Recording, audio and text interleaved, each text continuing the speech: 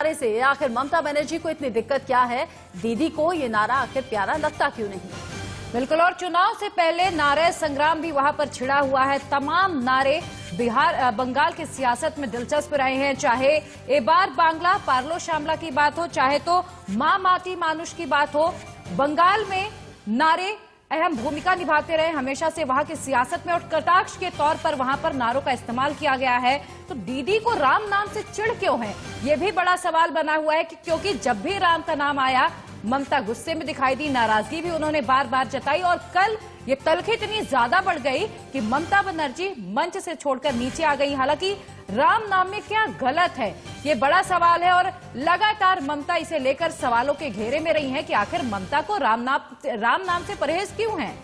और ऐसी तस्वीरें हमने कई बार देखी भी हैं, और ये चर्चा का दौर एक लंबे वक्त तक रहा भी है, जब जय श्री राम के नारे को लेकर ममता बनर्जी ऐतराज जाहिर करती रही हैं। लेकिन ये ममता बनर्जी की राय है, ये टीएमसी की राय है। बीजेपी कह रही है प्रभु श्री राम तो सबके हैं, इसे बीजेपी से जोड़कर ना देखें।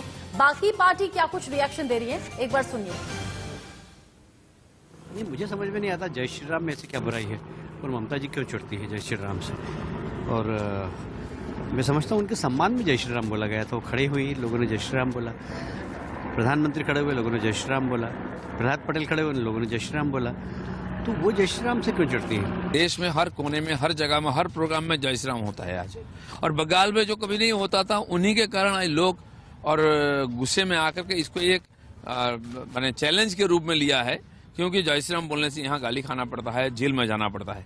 लोगों ने इसका प्रतिवाद के स्वरूप जगह जगह उनको देखने से बोलते हैं, वो रिएक्ट करना बंद कर दें। मुख्यमंत्री को हर बात में रिएक्ट थोड़ी ना करना है। ये इग्नोर कर लेना चाहिए, मुख्यमंत्री हैं, ये कोई स्टेट नेता नहीं है, ये सब इग्नोर करना चाहिए।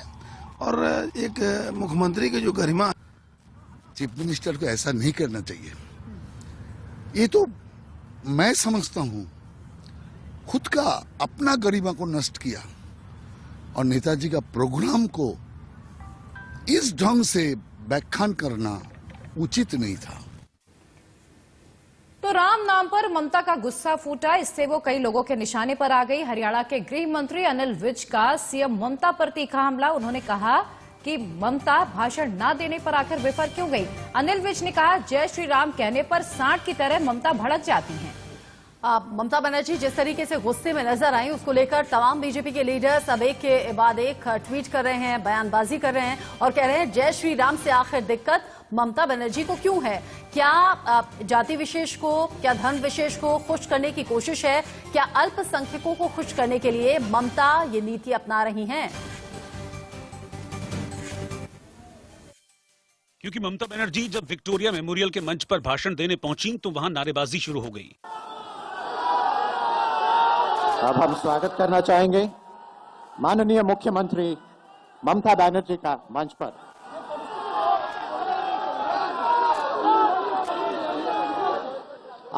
आप लोग जरा सा शांत हो जाएं, आप लोग जरा शांत हो जाएं, और इस पावन अवसर पर श्रीमती ममता बनर्जी को मौका दीजिए कुछ शब्द कहने का। जय श्री राम के नारों से नाराज होकर ममता बोल पड़ी कि बुलाकर अपमान करना ठीक नहीं, और उन्होंने हजारों लोगों और पीएम मोदी की मौजूदगी में भाषण देने से इनकार कर दिया। नहीं, मेरे को तो लगता है कि गवर्नमेंट का प्रोग्राम का कोई डिग्निटी होना चाहिए। एक गवर्नमेंट का प्रोग्राम है, कोई पॉलिटिकल पार्टी का प्रोग्राम नहीं है, और पॉलिटिकल पार्टी का और गवर्नमेंट का पब्लिक का प्रोग्राम है। मैं तो आभारी हूं प्रधानमंत्री जी का, कल्चरल मिनिस्ट्री का, कि आप लोगों ने कोलकाता में प्रोग्राम बनाया, लेकिन किसी को आमंत्रण करके, निमंत्रित करके उसको बेइज्जत करना ये आपको शोभा नहीं देता है। मैं फिर आप लोगों को कहेंगे on protest of that I am not telling anything. जय हिंद, जय बांग्ला। हालांकि जिस अंदाज में ममता ने भाषण देने से इनकार किया, उससे उनकी खींच साफ देखी जा सकती है। हालांकि इस तरह के सांस्कृतिक कार्यक्रम में धार्मिक नारे भी ठीक नहीं है, लेकिन सियासत है, चुनाव नजदीक है, लिहाजा सब जायज है। इससे पहले भी पश्चिम बंगाल में जय श्री राम का नारा लंबा खिंचा था, इस बार भी ये विवाद लगता है दूर तक जाएगा। आगे बढ़ते हुए बड़ी खबर दिल्ली से। दिल्ली में फिदायिन हमले का हाई अलर्ट जारी किया गया है। दरअसल सुरक्षा एजेंसियों के जरिए इनपुट आया, और सभी इनपुट्स के बाद अब सुरक्षा एजेंसियां चौकस भी हो गई हैं और अलर्ट मोड पर हैं। बिल्कुल, अयोध्या और बोध गया में भी हमले के इनपुट्स मिले हैं। उग्रवादी संगठनों और आतंकी संगठनों ने हाथ मिलाया है। चूंकि 26 जनवरी का दिन नजदीक है और ऐसे में सुरक्षा बेहद सेंसिटिव दिन होता है। सुरक्षा चाक चौबंद कर दी गई और ऐसे में खुफिया अलर्ट जारी किया गया। हालांकि पहले से ही खुफिया एजेंसियों के ऐसे अलर्ट्स मिल रहे थे, ऐसी जानकारी मिल रही थी कि गणतंत्र दिवस के मौके पर कई आतंकी संगठन भारत में सक्रिय हो सकते हैं। हालांकि इसी को देखते हुए तमाम राज्यों में प्रशासन के जरिए, शासन के जरिए, सुरक्षा बलों के जरिए चौकसी बढ़ती जा रही है, मॉक ड्रिल की जा रही है, अलग अलग तरीके से लोगों को जागरूक करने का काम किया जा रहा है। लोगों से कहा जा रहा है अवेयर रहिए, अपने आसपास कोई भी संदिग्ध चीज या संदिग्ध शख्स देखें तो हमें सूचित कीजिए। ऐसे में बड़ी खबर, दिल्ली में फिदाइन हमले का हाई अलर्ट है, क्योंकि लगातार सुरक्षा एजेंसियां ऐसे इनपुट्स दे रही हैं। अयोध्या और बोधगया में भी इस तरह का हमला हो सकता है। उग्रवादी संगठन और आतंकी संगठन मिलकर नुकसान पहुंचाने की कोशिश कर रहे हैं। और इस पर और अधिक जानकारी के लिए हमारे सहयोगी पुलकित नागर जुड़ चुके हैं। पुलकित, चूंकि 26 जनवरी का दिन नजदीक है, किसानों का भी आंदोलन चल रहा है, सुरक्षा के लिहाज से कितना अहम हो जाता है? हालांकि खुफिया एजेंसियां पहले ही ये कहती रही हैं कि आतंकी हमले का अलर्ट है और अब बोधगया और अयोध्या में भी अलर्ट जारी कर दिया गया है। क्या अपडेट आपके पास, और पुलिस ने और सुरक्षा बलों ने क्या कुछ सुरक्षा के इंतजाम किए हैं? देखिए, इस बार 26 जनवरी को लेकर दोहरी चुनौती है दिल्ली पुलिस और होम मिनिस्ट्री के सामने, क्योंकि तीन जगह ऐसी हैं जहां आतंकी हमले की साजिश की बातें सामने आ रही हैं, फिदाइन हमले की बातें सामने आ रही हैं। इसमें रोहिंग्या जो एक ग्रुप है घुसपैठ कर चुका है, उसको लेकर ये बात सामने आ रही है कि वो कुछ आतंकी संगठनों के साथ है, और वही दिल्ली, अयोध्या और बोधगया में एक फिदाइन हमले की रणनीति बना रहे हैं।